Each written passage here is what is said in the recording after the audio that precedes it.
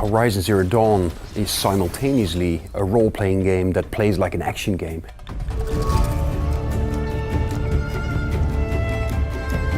We're known for our first-person shooter series, Killzone, and well, storytelling in an open world and in an RPG is not something that we had done before. But I think all of us, we really welcome it as just a wonderful opportunity to create something that's so fresh, so new. It's a wonderful challenge for us. This game has a lot of different ecotopes, as we call them. Each of the ecotopes come with their own machines to discover, and their own machines basically with their own behaviors and what they're doing in that environment.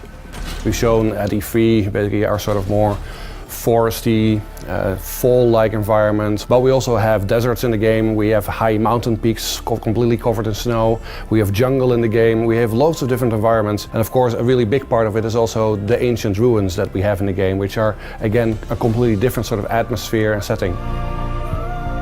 So the game has a full day-night cycle, but on top of that there's also a very dynamic weather system. So you get the types of weathers that belong to certain ecotopes. And that of course also has an influence on the gameplay. It reduces visibility or makes certain things harder, certain things might also be easier. So there is a large component of how the look and the weather and the day cycle basically impacts your experience as a player.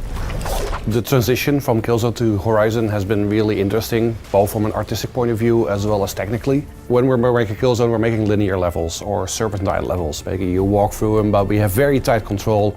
And that's completely different in an open world, but the player has a lot more freedom to approach things the way that they want to see it. So we really had to basically start looking at the world from a 360 point of view, basically looking at all the different directions that the player could approach, how things would look, basically how the vistas would look, and all these different aspects.